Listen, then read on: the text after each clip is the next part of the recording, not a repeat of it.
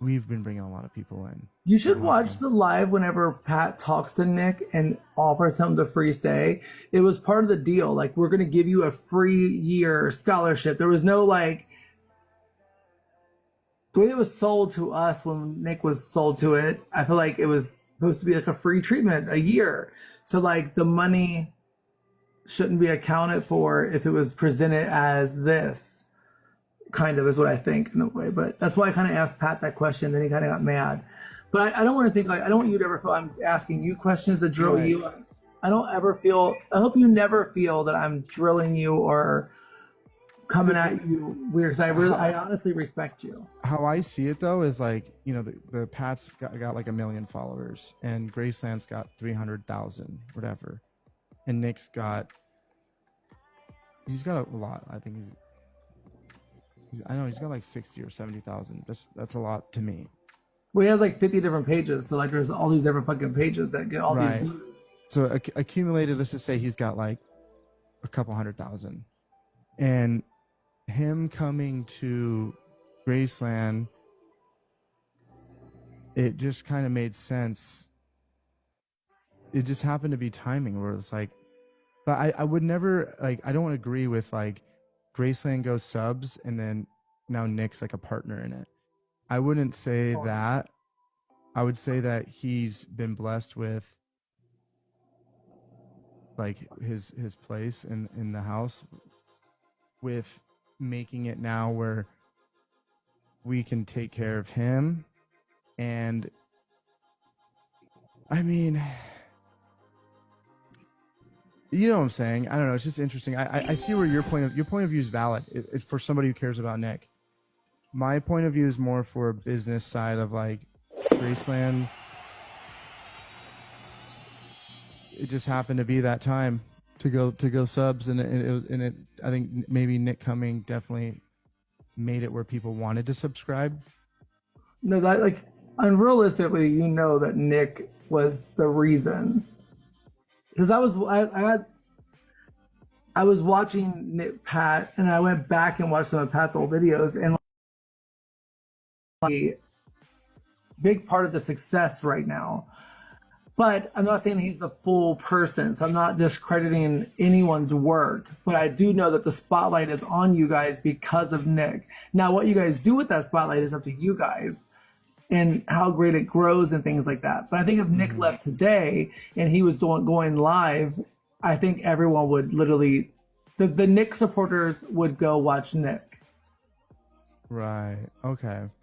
That makes sense. And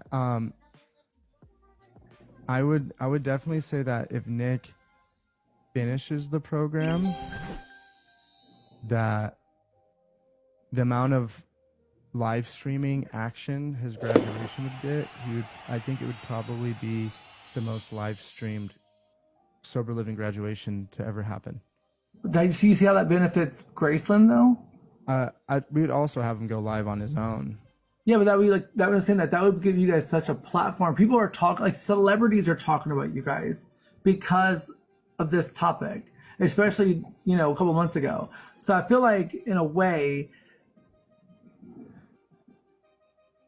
I don't ever want to discredit your guys' work, and that's not what I'm saying at all. I care about you. I'm developing a friendship with you. I respect a lot of who I work for you guys at that Graceland, but like I also feel that not acknowledging I the get it. power. No, Nick is definitely like helpful, and he's like, I definitely see him as an asset to the house. I definitely see that. And the money part is not something Nick needs to focus on in general right now anyways. It's you, when you're talking about recovery, it's about humility and boosting his ego about like he's the moneymaker is making it harder for him to just focus on his treatment, really. No, I agree with you. But I think if he just knew there was something like going to be okay, that he would not have to like get on his phone and then check it to see if he has this or check to see if he has that. My thought is that if like say Pat was like, listen, when you graduate, you're going to be okay, then I feel like he wouldn't be so worried about checking his phone to see how many subscribers he has on that one account. So I'm not saying I'm not trying to. You're right. I see. I know. I agree. I see what you're saying. And Pat, it was the worst situation. Pat's doing his spiritual retreat right now, and you know, he's said that he's like, I was expecting to see Pat here, and he is going to be taken care of.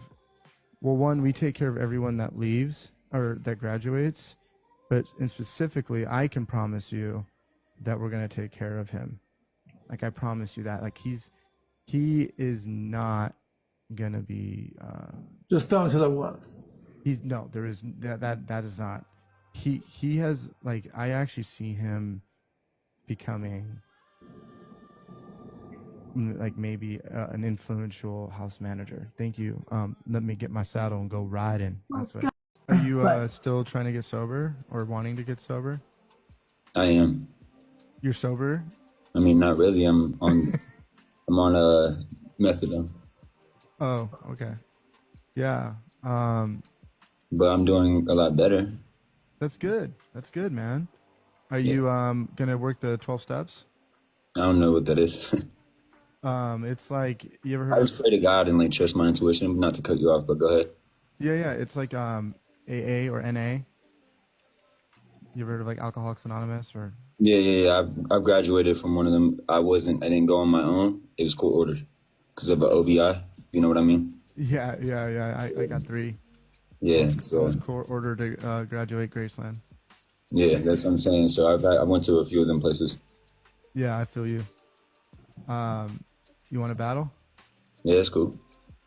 Do you guys want to talk, or you want to do like a 4-way, or what do y'all want to do? Should we do that? I don't think so. So Laura, tell them what you do really quick so they all hear. Okay, sorry, let me get my little thing. Just as far as like working with addicts, or what do you mean? Rehab? Yeah, let Mason know like who you are a little bit. Okay.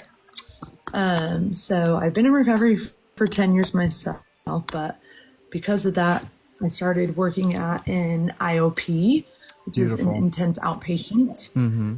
And mostly what I do there, well, I do adventure therapy, but I also do coaching. So you're a group facilitator? Try and help get like rebuild trust between kids and their parents, or spouses, like when there's been betrayal around addiction. We do a lot of work with that, and just kind of teaching them. I teach a bunch of classes and just run groups and whatnot. And then, I do a lot of just individual work with addicts as well, like on a coaching basis. So, yeah. That's amazing. I work in treatment too. Amazing. How long have you been sober? 2 years, 2 months, and a few days. Amazing. That's awesome. Yeah, as well. Laura's kind of caught up a little bit with, I think, a lot about Nick. She comes to my live. She listens a lot. She's been in here a lot. So she knows a lot, but not enough, I guess is how I put it. So she knows about Graceland. Yeah. Okay, so I'm the house manager of Graceland. Just so you know. Yeah. So do you have any questions? About Graceland? Yeah. No, not really. I mean, I feel like I don't know a ton about it. I've been watching a little bit, but I feel like there's, a lot of times there's a great program that could be going on regardless of what would be, what's happening with Patrick, really. I mean, I don't know, but it seems like I don't even know how much he was like super involved in all of it anyway, one way or another. But hi, Crazy Craig. How are you? Thank you for the gift. Is Nick still there, and how's he doing? Money guy, Sonny. He's up and down, but he's stabilizing, and he like still like seeks his phone consistently, but like it's blackout period's kind of long at Graceland. It's 60 days. Oh, okay. Yeah. Well, Wyezy is when he came in, he had a pretty good so I think tell Laura about you. I don't know. I wasn't really in the space to do that, I guess. Okay, you don't have to. But I guess I can tell you where I'm at presently. I can start there instead of starting anywhere deep. Presently, I'm just got a routine. I've been waking up at the same time, eating kind of the lunch and breakfast, lunch and dinner at the same time. You know what I mean? Working on that, sleeping at the same time, the same amount of time. And then I've been taking methadone to like come down and not get any triggers off of like anything out the streets. And I've really just been hanging out by myself. That's presently what I'm doing right now. Right on. So you're just kind of working on it on your own as you can. Like you're not at a treatment place or anything. You're doing it on your own right now. Yeah, well, I live with my father and he's sick, so there's no way I could leave to do anything. I've always said that. And I don't really trust rehabs or anything like that. So I think, and I never was that off to where I think I needed that. I just would get messed up to where I would just numb my feelings. I don't know. Yeah. You know, and at the end of the day, I think pretty much anybody that knows about addiction will tell you that getting help for whatever is underlying the trauma, the different, or sometimes there's not anything majorly traumatic. You guys, I was